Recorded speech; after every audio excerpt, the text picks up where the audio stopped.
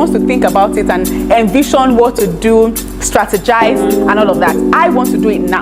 So when we started dating, it was a problem for me because I felt like this man is too He used slow. to say it in a way that, what is wrong with, like, he didn't think that I had any drive. And me, I'm still very ambitious, but I wasn't showing it, and I wasn't saying. We are complaining, we are nagging, we are, or we are also sitting down with them. Like, I don't want to offend them. So it's either you are seeing things up there, and somebody is down there, and you expect the person to move at the pace you want to move. There's no way. I'm not seeing what you're saying.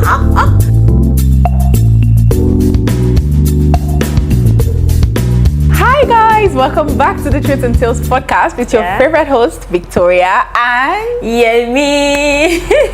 Yay! Welcome back to the podcast, guys. Thank you so much for joining us. We hope you guys have been enjoying our content so far. Thank you guys for your constant love, for showing our videos love, for watching every time, leaving your comments, sharing your tales and your truth with us. We have a very interesting topic to discuss today, and we know that many of you might be able to relate with it, or someone you know might be able to relate with it. And if that's the case, make sure you share this video with them. Okay, so without talking too much again, Yemi, please take over. Okay, today's topic is actually a very interesting one, and like Victoria said, we hope that you guys can relate. And even if you can't relate, I'm sure it's an interesting topic, to be honest. It's something that I would really love to hear you guys' opinion on this as well.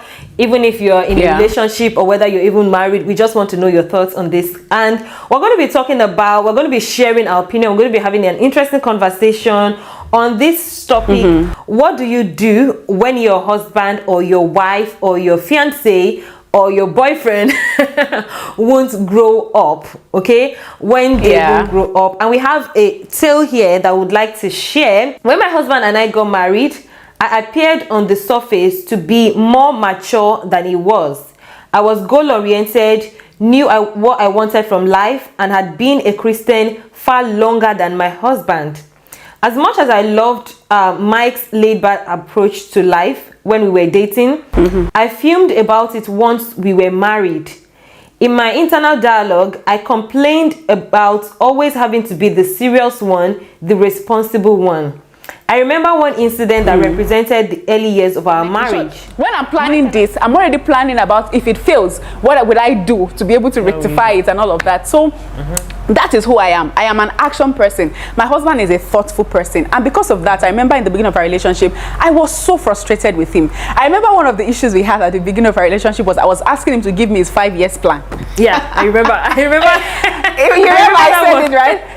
If my husband gave me that plan, maybe it's right now as we are talking that he gave me. My husband is a kind of person that, he doesn't like to rush things. He has his ideologies. I remember we are different generation. Okay, my husband is, he's not a millennial. I'll be a millennial. What they used to call it. You keep saying that, and I don't know why. Yeah, but he's not a millennial. Is he a 90s child? He's not a 90s child now. Is it not the fact? I bet you should leave me. Let's move on.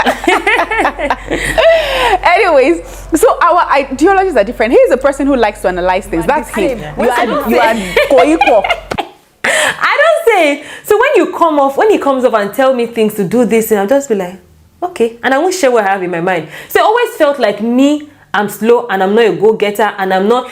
He used to say it in a way that, what is wrong with, like, he didn't think that I have any drive. And me, I'm still very ambitious, but I wasn't showing it, and I wasn't saying it, and I wasn't, like, he was just feeling like, do this, do that, But I wasn't. So we always had that friction. Like, I remember there was one of my friends, she likes to call herself my best friend. She is, but you people know me already. There was a time that my husband would actually be saying, look at her, she is actually fast. She will do this thing. If it's sharing an idea with us, she would pick on it faster than I would. And he'd be like, but she's your friend. Why are you not doing like? So we always had that friction, and it felt like I was a slow learner. Like, I won't grow up. I won't do the things I need to do to get to where I want to be and all of that. But for him, and really it wasn't the case, but because of the issues I was dealing with as well at the time, it felt like that was the case, You so need to know who he is. I was not oblivious of the fact that my husband was not a